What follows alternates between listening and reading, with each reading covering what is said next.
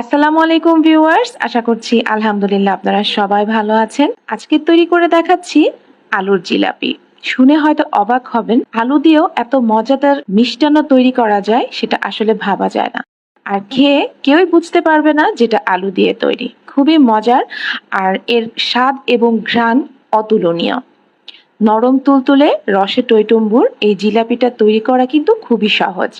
তো চলুন আর দেরি না করে দেখে নিচ্ছি এই জিলাপিটা আমি কিভাবে তৈরি করেছি। জিলাপি তৈরির জন্য প্রথমে আমি এখানে শিরা তৈরি করে নেব। এর জন্য 2.5 কাপ পরিমাণ আমি এখানে লাল চিনি ব্যবহার করছি। আপনারা চাইলে যে কোনো সাদা চিনিটাও সম পরিমাণে ব্যবহার করতে পারবেন। দিয়ে দিচ্ছি 2.5 কাপ পরিমাণ নর্মাল পানি এবং 2টো এলাচি হালকা থেতো করে দিয়ে দিচ্ছি। ভালো করে জাল করে নেওয়া হয়ে গেলে দিয়ে দিচ্ছি 1/2 চা চামচ ঘি। এতে করে মনে হবে যে জিলাপিগুলো ঘিয়ে ভাজা। এই পর্যায়ে দিয়ে দিচ্ছি এভাবে করে কাটা 2 পিস লেবু। এতে করে চিনি শিরাটা জিলাপির উপরে দানা হয়ে বসে যাবে না, খুব সুন্দর পাতলা থাকবে। তো শিরাটা আমি একতার দুইতার করব না, অতিরিক্ত ঘন করব না, যেহেতু পানি এবং চিনি এক সমান দিয়েছি। ঢাকনাটা দিয়ে এক সাইডে রেখে দিলাম।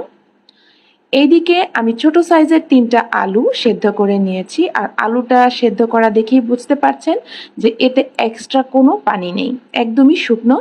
আর আলুটাকে আমি সেদ্ধ করে ভালো করে পেস্ট করে নিয়েছি। এতে এমনভাবে পেস্ট করতে হবে যাতে আলুর মধ্যে কোনো প্রকার দানা ভাব না থাকে। এতে করে মিষ্টি তৈরি করার পরে ঝামেলা হতে পারে। তো ভালো করে পেস্ট করে নিয়েছি। দিয়ে দিলাম 2.5 টেবিল চামচ গুঁড়া দুধ, চেলে নিচ্ছি।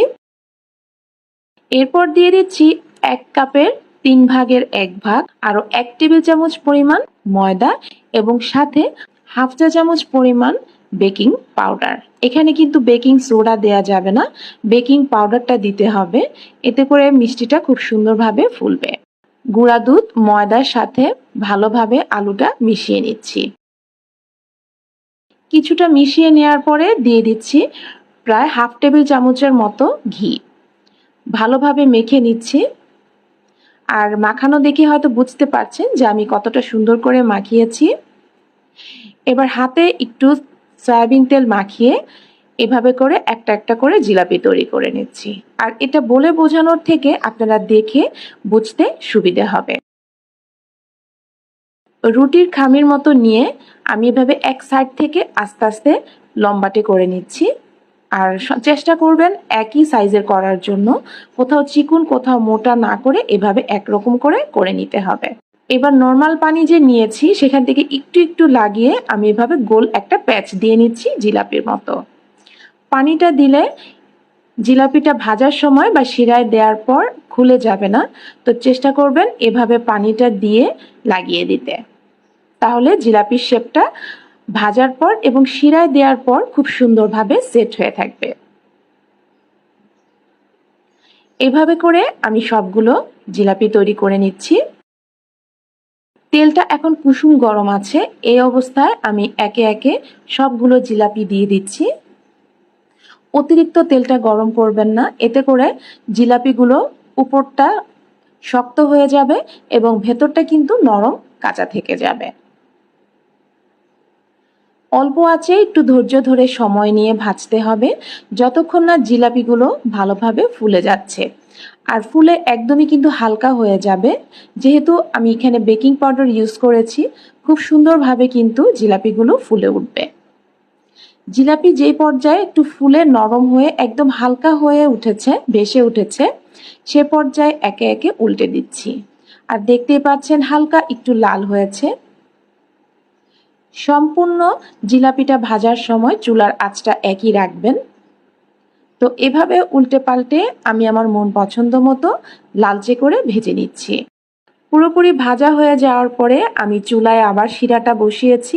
এইদিকে শিরাটা ভালোভাবে গরম হচ্ছে আর অন্যদিকে আমি ভেজে নেওয়া জিলাপিগুলো দিয়ে এভাবে বারবার উল্টে পাল্টে দিচ্ছি। যে পর্যায়ে ভালোভাবে একটা বলক এসে যাবে, আমি এখানে লেবুর যে 2 পিস লেবু দিয়েছিলাম সেগুলো তুলে নিচ্ছি এবং এলাচিগুলো তুলে নিচ্ছি। তো এখন চুলাটা বন্ধ করে ঢাকনাটা দিয়ে মিনিমাম আধা ঘন্টার মতো রেখে দিচ্ছি। তো তৈরি হয়ে গেল আলুর জিলাপি। খুবই মজার এবং সুস্বাদু আর একদমই কম খরচে ঘরে থাকা উপকরণ দিয়ে তৈরি হয়ে গেল। আশা করছি রেসিপিটা দেখে আপনারা মজার করে এই জিলাপিটা তৈরি করতে পারবেন। আর খেতে কিন্তু খুবই অসাধারণ। তৈরি না করে খেলে আপনারা কখনোই বুঝতে পারবেন না যে আলু দিয়েও জিলাপি তৈরি হয় আর এতটা মজার। তো রেসিপিটা ভালো লেগে থাকলে অবশ্যই রেসিপির জন্য একটা লাইক দেবেন। পরবর্তী ভিডিও দেখার জন্য বা রেসিপি দেখার জন্য আমন্ত্রণ জানিয়ে আজকের মতো বিদায় নিচ্ছি। ভালো থাকবেন, সুস্থ থাকবেন। আল্লাহ হাফেজ।